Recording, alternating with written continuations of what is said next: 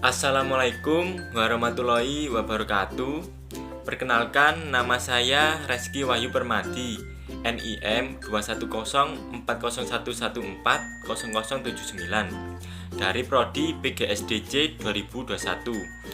Nah, di sini saya akan menjelaskan tentang pembelajaran IPS kelas 1 yang berjudulkan identitas diri.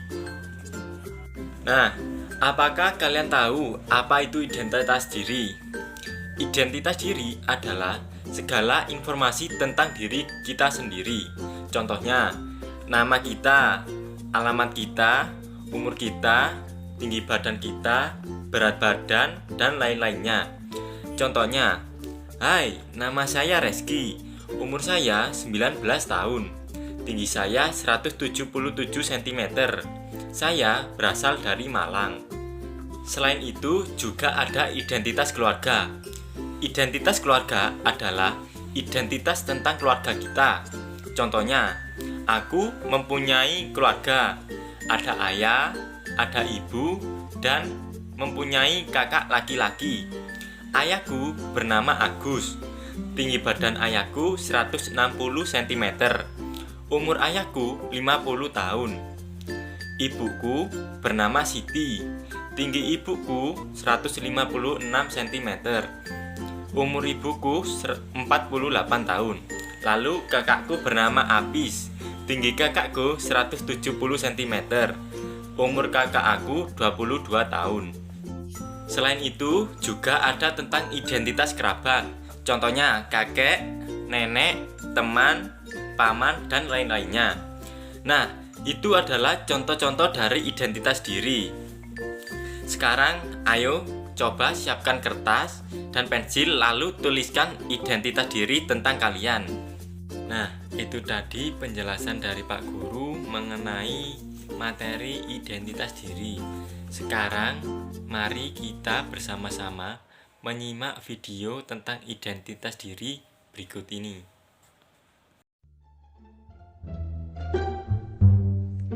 Hai teman-teman, hari ini kita akan mempelajari tentang identitas diri. Ayo kita mulai belajar. Apakah kalian tahu yang dimaksud dengan identitas diri? Identitas diri adalah ciri pengenal diri. Misalnya nama.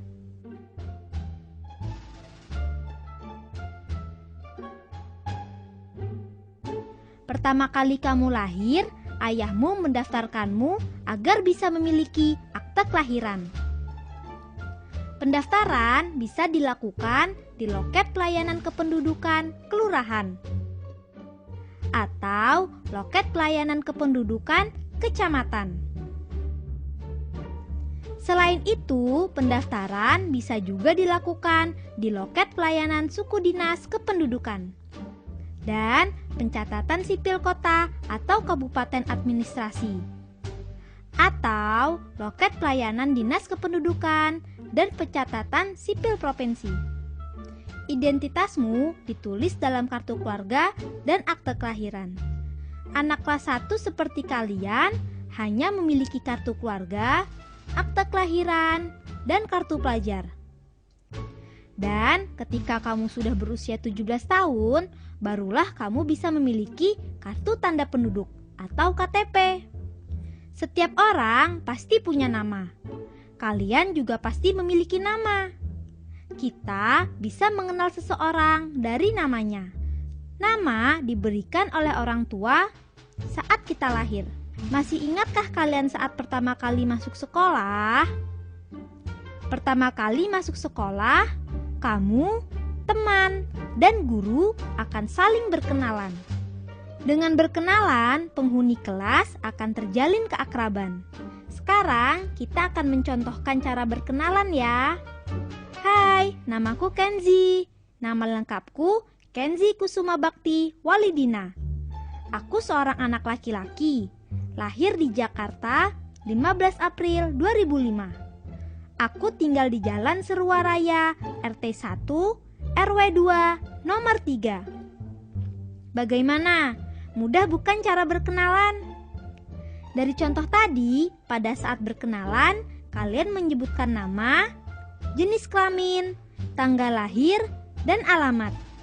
Dan setiap orang memiliki orang tua. Orang tua adalah ayah dan ibumu. Mereka harus dihormati. Tahukah kamu nama orang tuamu? Pasti kalian tahu kan? Selain nama, sama seperti kalian, ayah dan ibu juga memiliki identitas diri yang lain, seperti tanggal lahir, alamat, agama, dan pekerjaan. Selain nama orang tua, kita juga sebaiknya tahu nama kerabat atau saudara. Orang yang termasuk kerabat adalah adik, kakak, nenek, kakek, paman, bibi, dan sepupu. Apakah kalian memiliki kerabat? Pasti kalian memiliki kakak atau adik, nenek, kakek, paman, bibi, dan sepupu. Sama seperti kamu, kerabat juga memiliki identitas diri. Mengenali kerabat sangat penting. Kamu harus tahu nama mereka.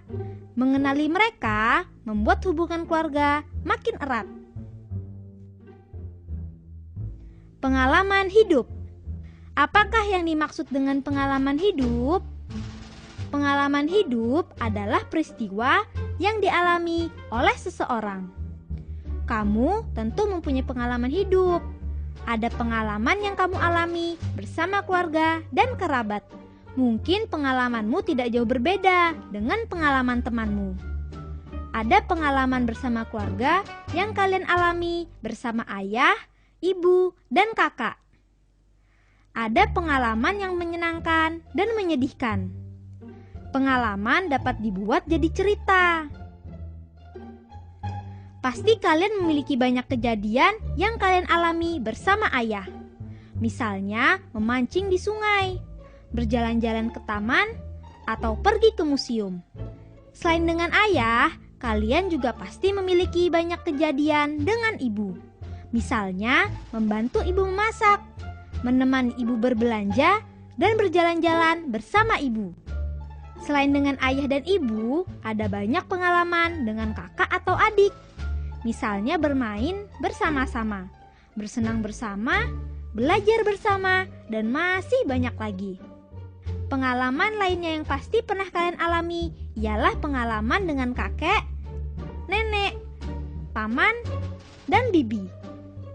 Pasti menyenangkan bukan pengalaman-pengalaman bersama keluarga dan kerabat? Kasih sayang. Keluarga adalah tempat bernaung.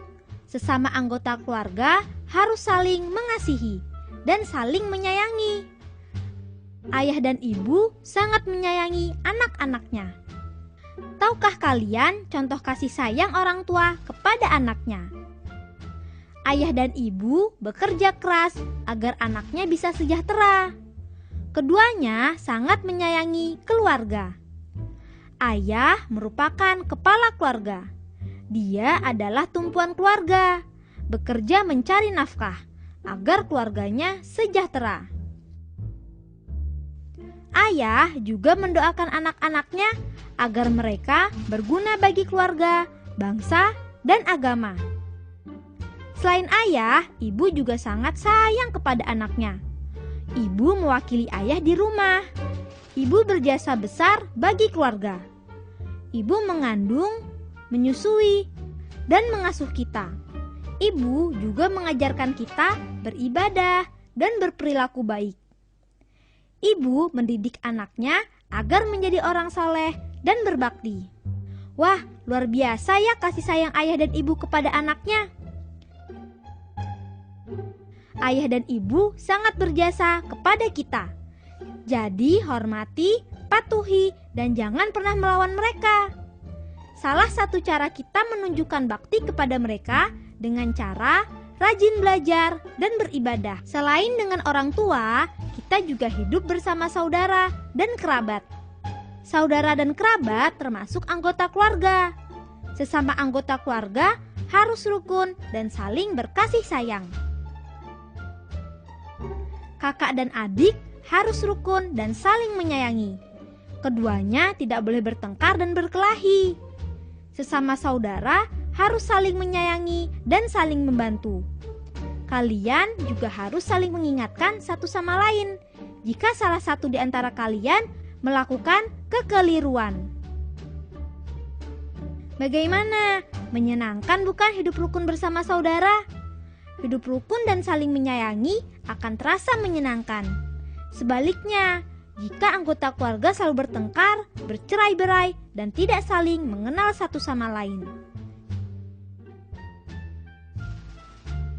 Hidup rukun dalam keluarga. Apakah itu kemajemukan? Kemajemukan sama dengan keragaman. Keragaman adalah anugerah Tuhan. Ada banyak keragaman. Misalnya perbedaan ciri fisik, hobi, kebiasaan, dan suku bangsa. Di keluargamu ada banyak anggota keluarga. Setiap anggota keluarga tentu punya pendapat, kebiasaan, dan hobi yang berbeda. Oleh karena itu, kamu perlu membiasakan hidup rukun dengan mereka. Pernahkah ayah kalian pergi keluar kota? Apakah kalian merasa sedih? Jika ayahmu kerja keluar kota, kamu tidak perlu sedih. Karena ayah bekerja untuk kepentingan keluarga.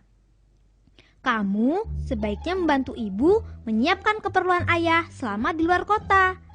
Juga tidak lupa mendoakan ayah agar pekerjaannya lancar dan kembali dengan selamat. Tidak lupa, selama ayah di luar kota, kamu jangan nakal ya. Pernahkah kalian membantu ibu?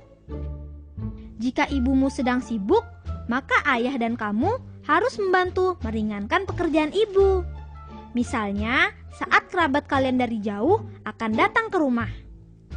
Kalian dan ayah dapat membantu ibu dengan cara merapikan rumah, membantu menyiapkan makanan, dan lain-lain. Selain membantu ibu, kalian juga dapat membantu kakak. Misalnya, saat kakak akan ujian. Kalian dapat membantu kakak dengan cara menyemangati kakak belajar. Kamu dan kakak juga harus selalu hidup rukun. Bila kakakmu menonton acara TV kesukaannya, sementara kamu tidak menyukainya, sebaiknya tidak perlu berebut. Karena kalau berebut, nanti rumah jadi gaduh. Ayah dan ibu juga jadi terganggu. Nenek umurnya sudah tua, jadi perlu dibantu dan diperhatikan oleh seluruh anggota keluarganya. Jika nenek kita bantu, dia akan memiliki semangat hidup. Begitupun terhadap kakek. Jika kakakmu mengalami kesulitan, seluruh anggota keluarga sebaiknya membantu meringankan kesulitannya. Selain itu, kalian juga harus hidup rukun dengan kerabat atau saudara. Hidup rukun akan membantu hidup kalian menjadi tenang dan damai. Hidup tenang dan damai itu sangat menyenangkan loh. Jadi harus selalu hidup rukun dengan siapapun. Bagaimana? Menyenangkan bukan hidup rukun dengan keluarga dan saudara? Nah, itu tadi penjelasan materi dan video tentang identitas diri dari Pak Guru. Sekian, terima kasih. Wassalamualaikum warahmatullahi wabarakatuh. Bye-bye.